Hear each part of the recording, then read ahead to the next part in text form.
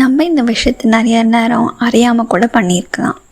நிறைய காரியங்களுக்காக நம்ம ரொம்ப ஏசப்பா கிட்ட வேண்டியிருக்கலாம்.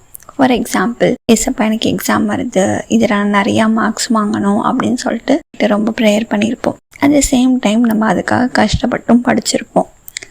ஆனால் ரிசல்ட் வரும்போது நம்ம எதிர்பார்க்குறத காட்டினும் நமக்கு நிறையா மார்க்ஸ் வந்திருக்கும். அந்த ஒரு மொமெண்ட்டில் நம்ம ஏசப்பா ரொம்ப நன்றி ஏசப்பா, நான் நினச்சதை காட்டிலும் எனக்கு எவ்வளோ மார்க் கொடுத்துருக்கீங்களே, ரொம்ப தேங்க்ஸ் ஏசப்பா அப்படின்னு சொல்லிட்டு ஒரு தடவை ஒரு 2 தடவை ஏசப்பாவுக்கு நன்றி சொல்லிவிட்டு, அதோட நம்ம ஏசப்பாவால் தான் இந்த காரியம்லாம் நடந்ததுன்றதை மறந்து போயிட்டு நம்ம மற்றவங்க கிட்ட பேசும்போது என்ன சொல்லுவோம், நான் ரொம்ப கஷ்டப்பட்டு படித்தேன், நான் நைட்டு ஃபுல்லாக முழித்து படித்தேன், நான் இதுக்காக எவ்வளோ கஷ்டப்பட்டேன் தெரியுமா, அதனால தான் எனக்கு இதெல்லாம் கிடச்சிருக்கு அப்படின்னு சொல்லிட்டு ஏசப்பாவோட தயவுனால் நமக்கு இது கிடச்சிருக்கு அப்படின்றதையே நம்ம மறந்துட்டு, என்னால் மட்டும்தான் இது நடந்தது, நான் பண்ணதுனால மட்டும்தான் நடந்துச்சுன்னு சொல்லிட்டு நம்ம ஏசப்பாவை காட்டிலும் நம்மளை தான் முன்னிறுத்தி நம்மளை நம்ம பெருமைப்படுத்த ஆரம்பிப்போம்.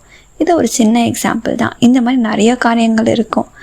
சின்ன விஷயமா இருந்தாலும் சரி, அது பெரிய விஷயமா இருந்தாலும் சரி, எந்த ஒரு சூழ்நிலையும் என்னால் தான் நடந்தது, நான் தான் இதுக்கு காரணம், நான் மட்டும்தான் இதுக்காக உழைச்சேன் அப்படின்ட்டு நம்மளை முன்னிறுத்தாமல் ஏசப்பாவோட கிருபையினால தான் இது நடந்தது, ஏசப்பாவோட தயவுனால தான் நடந்ததுன்ட்டு நம்ம ஏசப்பாவை முன்னிறுத்தணும். இது நமக்கு மட்டும் இல்லாமல் நம்ம சுற்றி இருக்கவங்க மத்தியில் ஏசப்பாவை குறித்த ஒரு பெரிய சாட்சியாக இது கண்டிப்பாக நிற்கும். சரி, இந்த பாட்டை கேளுங்க. என் மேல் நீர் வைத்த கரமே இம்மட்டும் என்னை நடத்தினதே, ஒன்றுமில்லா என் நிலை கண்டு, ஒன்றுமில்லா என் நிலை கண்டு அசட்டை பண்ணாதவரே, அன்பால் எல்லாம் தந்தீரே,